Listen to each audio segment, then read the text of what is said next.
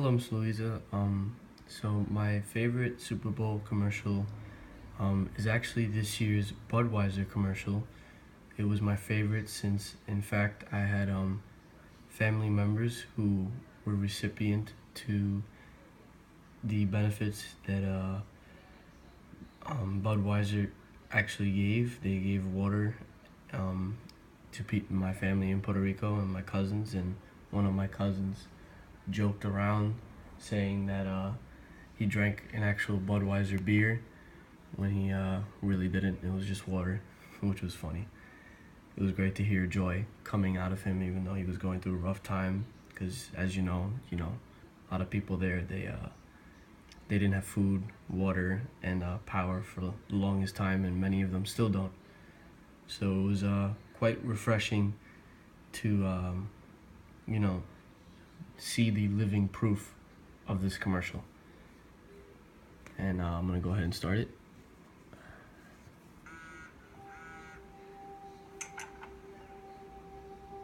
I'll be right there.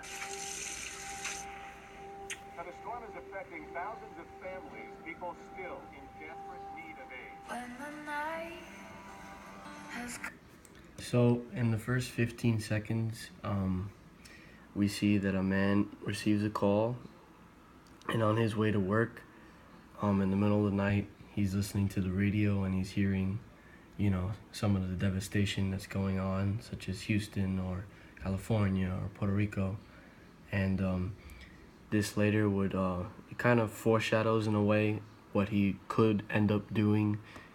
We don't know where he works yet, though. We don't know who he is, but we know that he woke up in the middle of the night to do something for work immediately, and it was obviously, you can correlate with the what he heard on the radio. cold and the land is dark and the moon is the only light we'll see.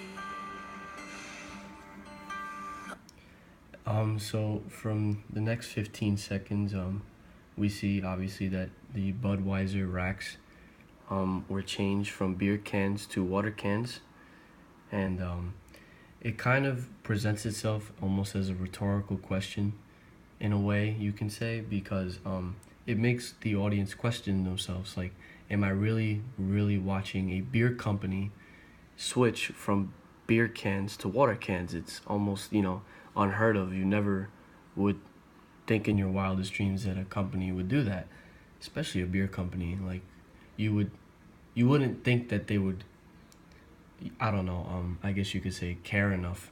And it really was just really surprising and jaw-dropping. Oh, I won't be afraid. No, I won't be afraid. Just as long as you stand by me. So darling, stand by me. Oh, stand by me. Stand by me. Oh, sorry. So as we see from the 30 seconds on to the end of the video, the cans were loaded off of the racks. They were put into trucks to be distributed to those who were in need of water. And this was an extremely large appeal to pathos. The first reason is it's obviously an extreme appeal to pathos because there's a strong correlation with what's happening in the video and what's the song. The song "Stand By Me," even though I prefer the original, just saying, or the one by Prince Royce. That one's pretty good, even though it's in Spanish. I recommend it. It creates a sense of imagery because now every time you go and you see a Budweiser truck passing you on the highway, or you see a Budweiser can that somebody is drinking, a Budweiser bottle, you're gonna end up thinking, about the truck bringing it to somebody in need. You're gonna think about um, what about the water, and how you could possibly be helping them by buying a Budweiser as well, which also happens to be a very good advertising technique because they're making their product better in a way by saying that we care about you. You're not just another customer, you're our customer, you're people, and even if you're not our customer, we encourage you to buy our product, but we want to help you first. You don't have to come to us first. So, in a way, they're not as much drawing people in.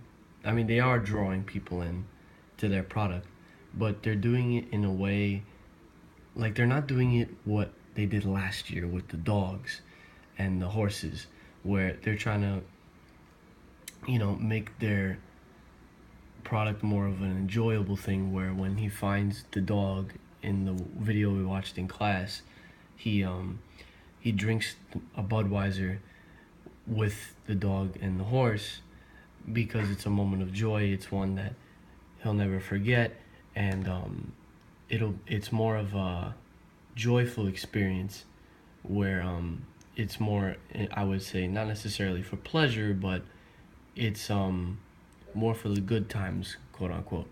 But in this commercial, rather, instead of the quote unquote good times, they're actually there for you in the hard times. And it really does kind of show how they care about you, because they're there for you in both times of your life, when it's almost kind of like a marriage where you have to be there when they're good and when they're bad. So you can kind of say it's sort of like a metaphor in that way. And I also appreciate, hold up one second, that they how the man, he never said a word. This man here, the guy who works and manages the factory, never told a word to his wife. And the only reason I actually found out that Budweiser was helping was because my cousin called me. So prior to this, they weren't gloating as well. They weren't saying, hey, we did this, hey, we did that, we donated this, we donated that, we helped these people out, as a lot of companies try to do in the beginning and say that they're driving their support. No, they did it the subtle way, the way it's supposed to be.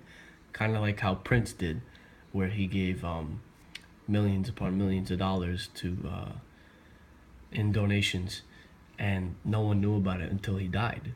It was insane, but it was done the right way. And I can't thank Budweiser enough for helping my family out. So that's why this is my favorite commercial. Thank you.